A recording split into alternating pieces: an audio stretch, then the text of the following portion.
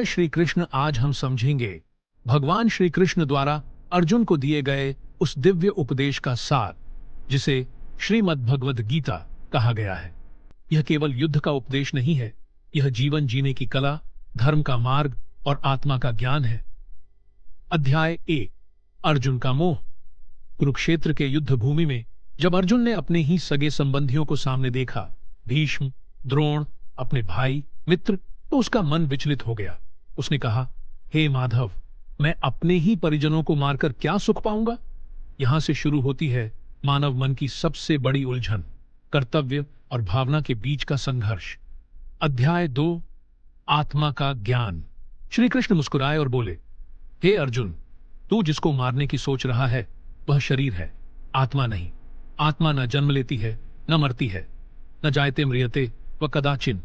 आत्मा नित्य है, अविनाशी है। यहां भगवान सिखाते हैं कि जो नष्ट होता है वह शरीर है, और जो शाश्वत है वह आत्मा है। और जब यह समझ आ जाए तो भय, मोह, दुख सब मिट जाते हैं। अध्याय 3, कर्मयोग। फिर कृष्ण कहते हैं, कर्म करना ही तेरा अधिकार है, परिणाम पर नहीं। कर्मण्येवाधिकारस्ते मा फलेषु कदाचन। इसका अर्थ है कर्तव्य कर, फल की चिंता छोड़, क्योंकि जब मन फल में फंसता है तो कर्म अधूरा हो जाता है।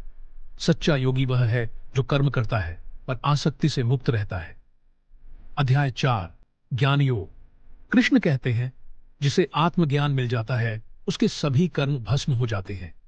ज्ञान अग्नि के समान है जो अज्ञान को जलाकर नष्ट कर देता है।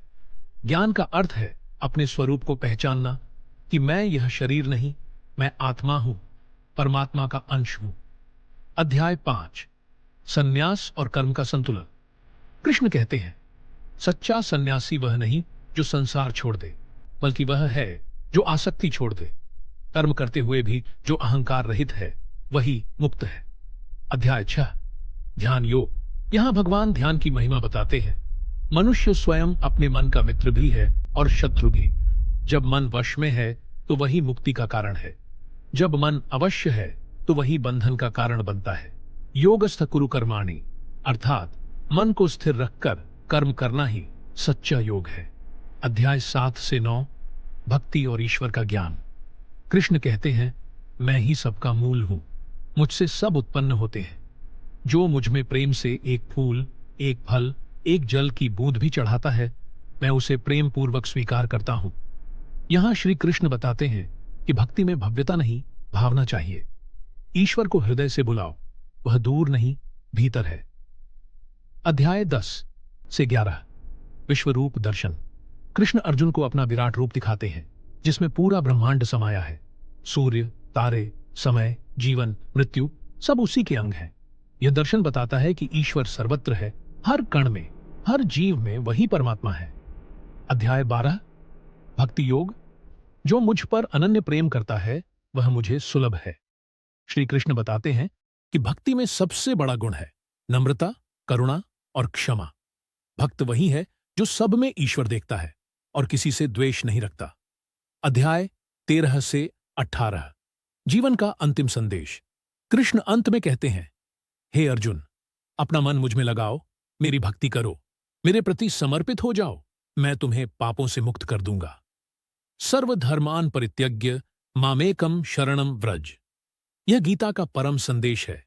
सभी धर्मों, विचारों, भ्रमों को छोड़कर सिर्फ मुझ में समर्पित हो जाओ। गीता का सार यही है। अपने कर्तव्य को निस्वार्थ भाव से करो, मन को स्थिर रखो और हर स्थिति में भगवान पर विश्वास रखो। जीवन का हर दुख, हर संघर्ष हमें आत्मज्ञान की ओर ले जाता है, और जब मन में कृष्ण बस जाएं, तो संसार भी ईश्वरमय लगने लगता है। जय श्री कृष्ण।